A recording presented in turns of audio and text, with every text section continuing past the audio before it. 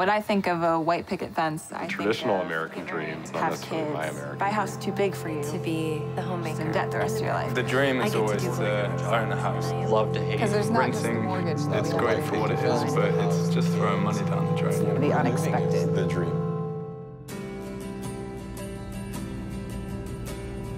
People ask us how we got started. I think we were just like, we love camping, and we're like, hey, I have a couple months off. Why don't we go somewhere? Like, why are we staying here in Pittsburgh where it's miserable in the winter? And then we were just sitting on the porch and decided, hey, we should do it. I'm Mandy Holish. I'm Kevin Holish, and we live in our fifth wheel. I live on the road. 5 feet, slow down, slow down, slow down. 4 feet. We're from Pittsburgh, Pennsylvania, and we've been living on the road for a year now.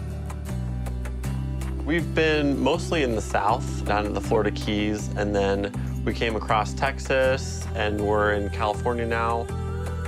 And we're heading north this summer to see more mountains and places we can't get to in the winter. We met in high school, dated through college. We went to different colleges, but they were pretty close, and got married about 3 years ago.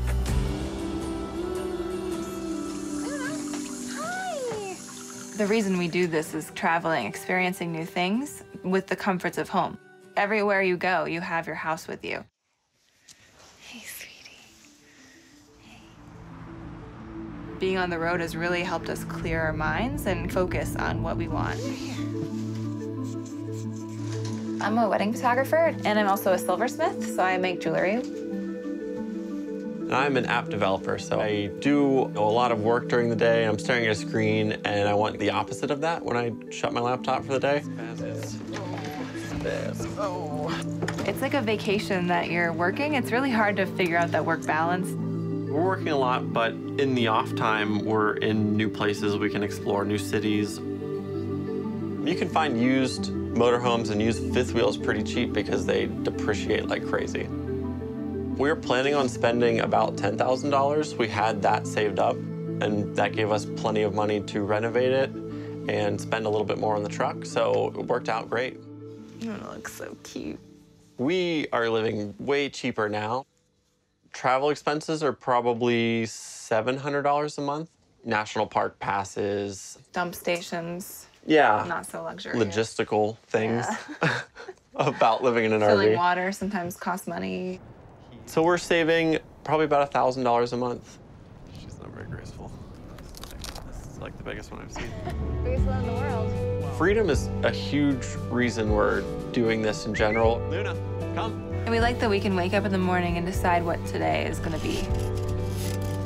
For now, we're gonna travel indefinitely in the RV, but I'm sure that will change at some point.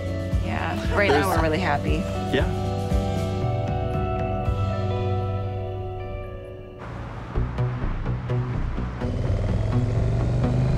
In the American mindset, in that vision of motorcycling, what resonates with a lot of individuals is that access to freedom with a twist of the throttle.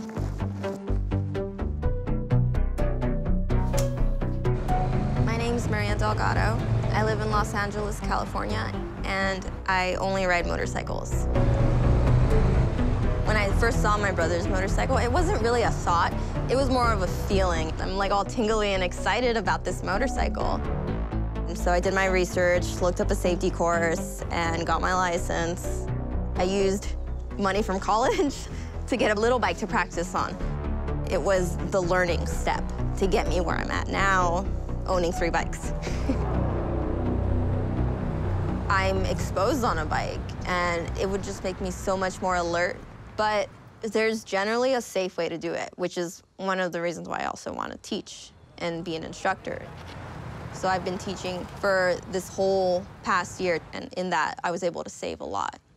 For the budgeting, for a motorcycle only, I wouldn't spend over $15,000 for a bike.